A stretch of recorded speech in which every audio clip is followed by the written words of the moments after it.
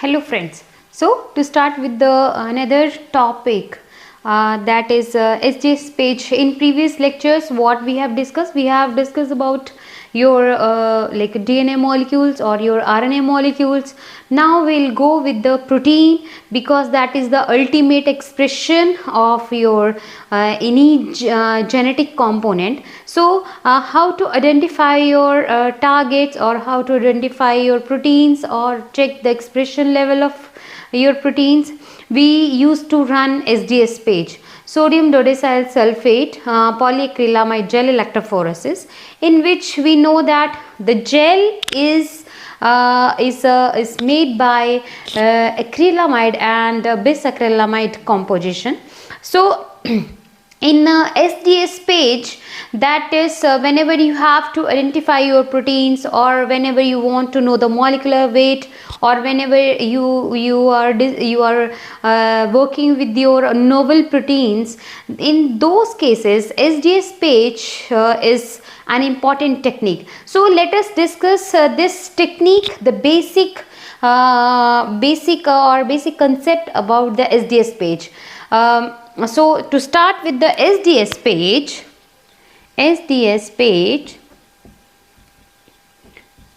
so as the name suggests, that means SDS. So where SDS is used, so SDS is sodium dodecyl sulfate. It is used. What are the function of SDS page in this electrophoresis? The function of SDS is it is anionic detergent and it provide negative charge to all proteins.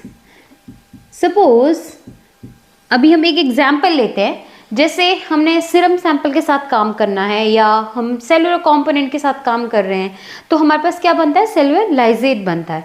तो उस लाइजेट में सारी तरह का protein होगा. You will find proteins with positive charge, with negative charge and some neutral proteins.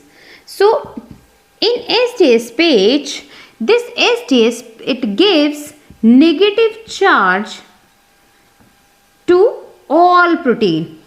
What is the function of SDS? It gives negative charge to all kind of proteins. Whatever it is like a positive charge or it is having negative charge or it is neutral in nature, it will give negative charge. Second, it denature the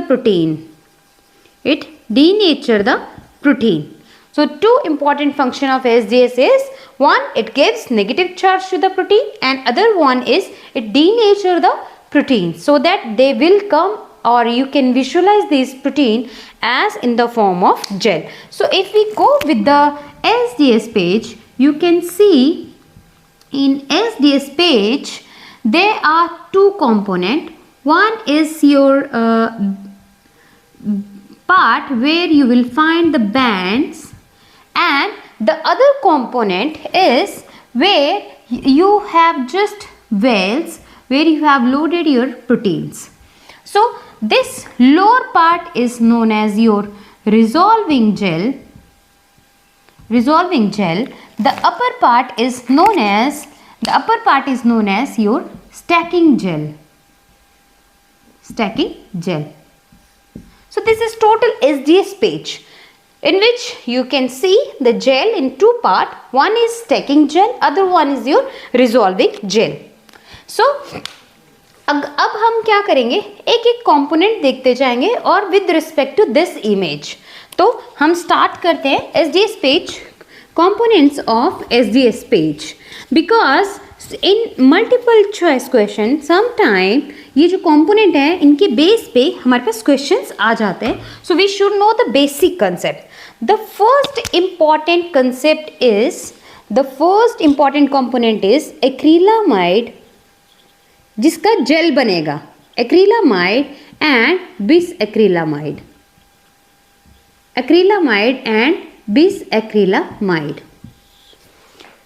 अब ये जो component है कैसे ये jail बनाएगा, बिल्कुल thin layer jail कैसे बनाएगा.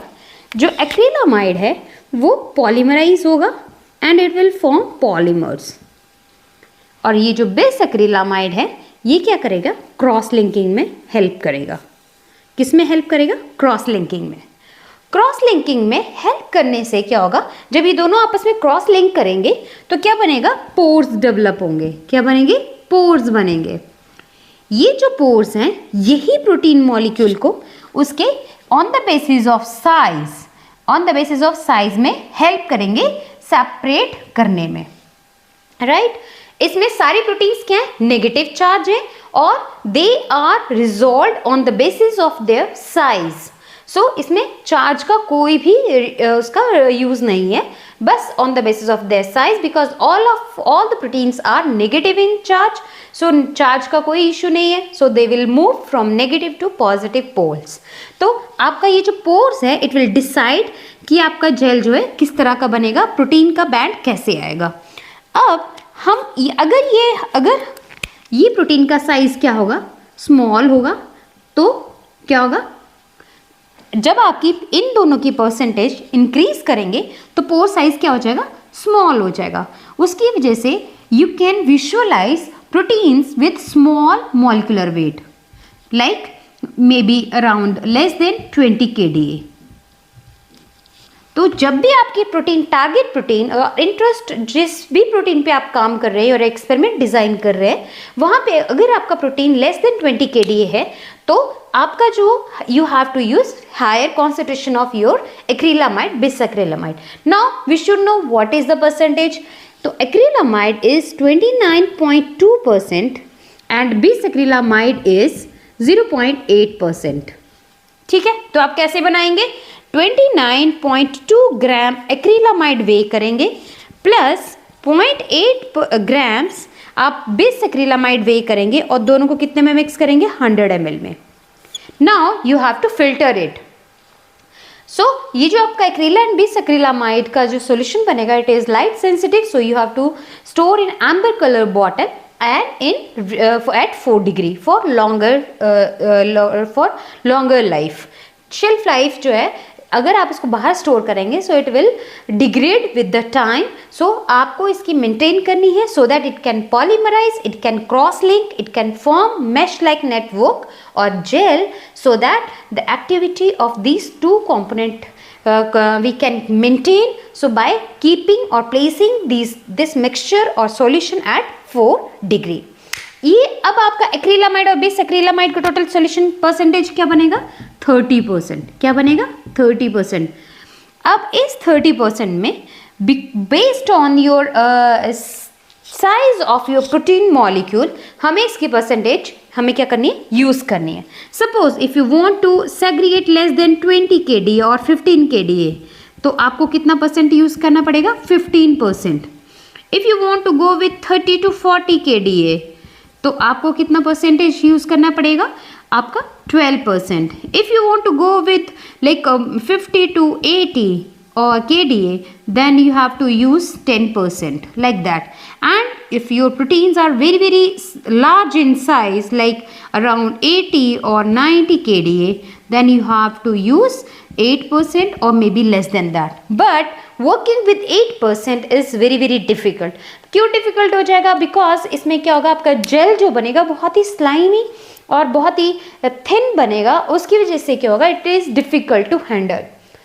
Always wear gloves while you are working with the SDS because आपका प्रोटीन का प्रिंट भी उस आपके जेल पे प्रिंट होता है। So always clean your apparatus and then start preparation of your solutions or reagent। The first component is your acrylamide and bisacrylamide। इसकी percentage कितनी होगी प्रोटीन जेल में? 30% जो आपका स्टॉक होगा और उसमें से फिर हमें कितनी वर्किंग रखनी पड़ेगी? इधर 15%, 12%, 10% और 8% depending upon your size. So this is your first component. Now will go with the second component. अब आपका जेल बन गया, लेकिन इस जेल में आपको क्या मेंटेन करना पड़ेगा? पीएच मेंटेन करना पड़ेगा। So you have to use 2 buffers with different pH. मैंने क्या बोला? जेल बनाने के लिए आपके पास मैट्रिक्स मिल गया। अब मैट्रिक्स मिलने के बाद आपको उसकी बफरिंग जो कैपेसिटी है उसको आपको मेंटेन रखना पड़ेगा। तो आपके पास कितनी तरह के बफर्स आते हैं? 2 तरह के बफर्स आएंगे। एक आएगा TrisCl pH 6.5 and other one 6.5 or 6.8, and other one is tris Cl pH 8.8. 8.8. It is mostly 6.8 and 8.8. So अब ये जो बफर हैं ये दोनों ही अलग अलग क्यों हैं? आपका जो 6.8 और 6.5 का जो pH है वो जाएगा आपका स्टैकिंग में, जो हायर pH का अल्कलाइन वाला है वो जाएगा रिजॉल्विंग में। क्यों हमें दो बफर सिस्टम चाहिए? कारण क्या होगा क्यों चाहिए हमें दो buffer system? Because by using two buffer system, आपका ये वाला जो बफर है इसमें क्या होगा, because you are using tris glycine buffer, tris glycine buffer as running 1x, जो आपका बफर है रनिंग बफर जिसमें आपका SD पेज चलता है, that is your tris glycine buffer. तो अब इसमें क्या होगा, at neutral pH the glycine moves very very slow, zwitterion बनेगा और ये बहुत स्लो मूव करेगा। तो आपका पहले यहाँ ग्लाइसिन चलेगा, फिर आपका एक प्रोटीन चलेगा, आपका ये जो प्रोटीन है ये प्रोटीन्स मूव होंगे, and then you will have chloride ion. तो एट 6.8 pH, 6.8 pH के पास क्या होगा, यहाँ पे क्या आपका आएगा ग्लाइसिन, यहाँ पे आपका क्या आएगा प्रोटीन, और यहाँ पे आपका क्या चला जाएगा क्लोराइड आयन, राइट। तो अब आपका क्या होगा, इस तरह से आपका मूवमेंट होगा। तो क्लोराइड आयन आगे चलेगा, then it is followed by protein and then followed by glycine ions. But आपका 6.8 pH में क्या होगा, आपके 8.8 रिजॉल्विंग में क्या होगा, because now it is alkaline. तो अब आपका क्या होगा, अब आपका क्लोराइड आयन स्लो हो जाएगा, क्लोराइड आयन जो होगा पीछे चलेगा, ठीक है। देन आपका प्रोटीन मॉलिक्यूल चलेगा एंड आगे आपका क्या चलेगा, ग्लाइसिन चलेगा, आगे क्या चलेगा आपका glycine. So glycine is followed by your protein then followed by your chloride ion, किसमें, रिजॉल्विंग में, because in resolving the pH is slightly alkaline and glycine will move faster.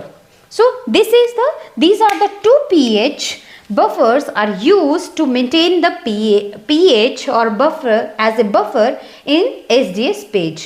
तो stacking में आपका क्या जाएगा, slightly lower pH का जाएगा, और resolving में आपका higher pH का जाएगा।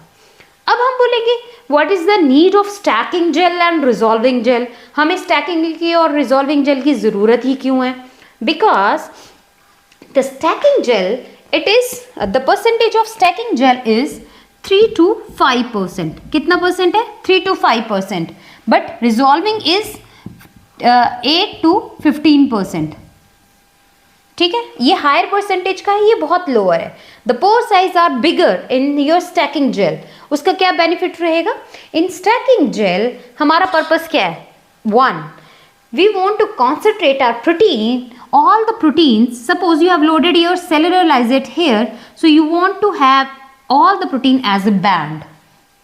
तो आप क्या करना चाहते हैं, अपने प्रोटीन को कॉन्सेंट्रेट करना चाहते हो as in the form of band, right. दूसरा फंक्शन क्या रहेगा, all the protein will enter into resolving at the same time. इस स्टैकिंग की वजह से क्या होगा, जिसकी percentage is very very low, 3 to 5%, तो अब क्या होगा, proteins are moving very very slow in this gel. तो आपका ये all the proteins they will have the same time for the entry into the resolving gel. उससे क्या होगा, आपकी कुछ प्रोटीन्स हैं उनका मॉलिक्यूलर वेट बिल्कुल एग्जैक्टली इक्विवेलेंट आएगा, वेल टू वेल वेरिएशन जो होगा वो क्या होगा, वेरी वेरी लेस होगा। तो स्टैकिंग का ये भी एक इंपॉर्टेंट फंक्शन है। अब रिजॉल्विंग में क्या होगा, जैसे ही आपका रिजॉल्विंग में प्रोटीन एंटर करेगा, जब ये लाइन जो है इसको क्रॉस करेगा, तो रिजॉल्विंग में क्या होगा, आपका ग्लाइसिन आगे मूव करेगा and all protein they will move at higher your voltage, and you can resolve all the protein on the basis of their size and on the basis of their size. So stacking is important to stack all your protein at one line so that they can get entry into the resolve at the same time.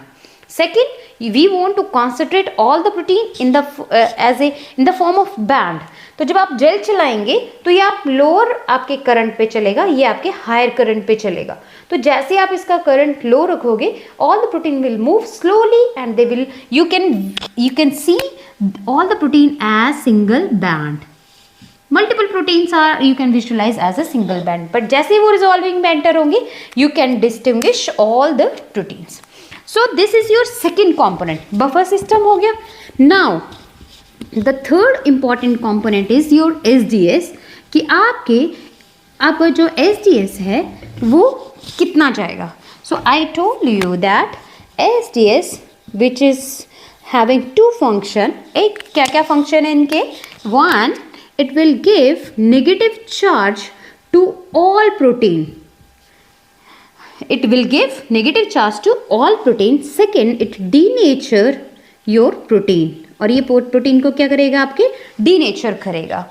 सो अब question क्या बनता है multiple choice में, how much SDS is bound to how much protein?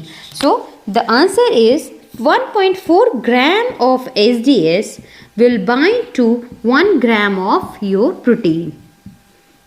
क्या बोला मैंने कि आपका 1.4 gram of protein it will bind to 1.4 gram of SDS will bind to 1 gram of your protein। So this is the function of your SDS, that is your third component। Now आपके पास the fourth component is acrylamide और base acrylamide की जो polymerisation है उसमें कौन से दो component है जिनका रोल रहेगा। तो इसमें दो कॉम्पोनेंट हमारे पास आते हैं, एक आता है ammonium persulfate and second one is your TEMED. तो अमोनियम परसल्फेट का कितना सॉल्यूशन हमने बनाना है, 10%। कितना सॉल्यूशन बनाना है हमने, 10% बनाना है, और उस 10% को हमने कहाँ स्टोर करना है, एट 4 डिग्री। जो टिमिड है it will come in the amber bottle. So ये भी आपको कहाँ स्टोर करना है, 4 डिग्री पे, आपको for longer time. Remember the ammonium persulfate it provides the ion. Ammonium persulfate क्या करते हैं, आयन्स प्रोवाइड करते हैं for the polymerisation, and TEMED क्या काम करेगा, एज ए कैटलिस्ट। ये क्या करेगा, रिएक्शन को कैटलाइज करेगा। तो यहाँ पे दो चीज़ें बहुत इंपॉर्टेंट है जो हमें APS बनाते टाइम और टिमिड बनाते टाइम ध्यान रखनी है। TEMED is readymade product, you can purchase from any company. APS it comes in the form of powder, so you have to prepare 10%। अब स्टूडेंट्स क्या करते हैं, student usually they prepare a larger volume like 10 ml और 20 ml of APS and they keep at 4 degree, और फिर जब आपके कुछ आफ्टर 1 वीक और 2 वीक के बाद उसकी एक्टिविटी खत्म हो जाती है and the polymerization you are unable to prepare your SDS PAGE. तो आप अपना जेल नहीं बना पाते, आपके जेल पॉलीमराइज नहीं होता। So dear friends, please remember that whenever you are planning for SDS page, prepare very small volume of your SDS, your APS solution 10%, and use that volume within 1 week. If 1 week is over, just throw that small volume. So 1 ml or 500 microliter is enough to prepare APS solution. ये हमेशा fresh try to make, और every week अगर आपका frequently jail चल रहा है, आपके SDS pages आप रन कर रहे हो, तो you just throw whatever after 1 week, जो भी आपके पास 1 ml या 2 ml जो आपने 1 ml का स्टॉक बनाया है, तो आप उसको क्या कर सकते हैं, फेंक सकते हैं। बिकॉज अगर आपको लगेगा कि आपका जेल पॉलीमराइज नहीं हो रहा, that is because of APS activity, loss of APS activity. अब टिमिड में क्या हमें पॉइंट ध्यान रखना है, whenever you have prepared your solution in a beaker, just before pouring into the plates, between the plates, अब जब आप प्लेट के अंदर उसको आप अपने सॉल्यूशन को पोर करेंगे for the preparation of your SDS page, you immediately before that you have to add timid, और जो भी timid का amount is recommended for the polymerization, you have to add that much only। अगर आप उसमें ज़्यादा कॉन्सेंट्रेशन डालते हैं या ज़्यादा अमाउंट डाल देते हैं एंथुजियास्टिकली, तो क्या होगा आपका immediately the acrylamide gel and bisacrylamide का रिएक्शन हो जाएगा and your gel will be polymerise in your container only. So आपका वो जेल में आप पोर करने लायक नहीं बचेगा. तो you have to be take care, you have to add controlled, you have to add whatever amount is mentioned for SDS. तो आपको उतना ही डालना है एंड जस्ट बिफोर, सबसे लास्ट में इसको आपने ऐड करना है and just pouring into the apparatus, आपने एपरेटस के प्लेट्स के बीच में डालने से पहले ही आपने टिमिड डालना है. So this is your two important component which helps in the polymerization your SDS page. Another component, important component is your BME, beta mercaptoethanol, which is where we have to use if you are working with means if you want to see all the proteins to be denature, like जैसे मैंने आपको बोला कि आप monomers को भी separate करना चाहते हो, डाइमर्स को भी, टेट्रामर्स को भी और पेंटामर्स को भी, तो आपको बीटा मर्कैप्टोइथेनॉल यूज़ करना है. क्यों यूज़ करना है, इसका फंक्शन क्या है? It breaks all disulphide bonds. तो ये डाइसल्फाइड बॉन्ड्स को ब्रेक करेगा and you will get all monomeric units of जैसे आपके पास suppose if you have tetrameric protein, you are working with tetrameric protein, so if you want to see each and every monomer to be separated, तो आपको क्या डालना है? BME डालना है. But if you are working with, if you want to see कि कितना वो monomeric state में रहता है या dimeric state में रहता है, monomers you want to see, dimers you want to see, if you want to see trimers or tetramers or pentamers, तो आपको BME उसमें अवॉइड करना है, because BME will break all disulphide bonds and you will get bands और separated all the protein, all the monomers as a separated band in the SDS page. So this is your important component. These are the important components in the SDS page. So this is all about your SDS page, component part, function of each component, and whenever you are planning or you are designing your experiment, you have to think about all these things.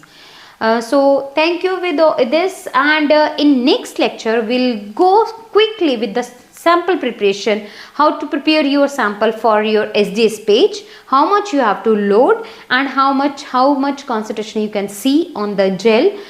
So with this, thank you, and if you have any queries regarding your SDS page, you can write to me, you can mail to me.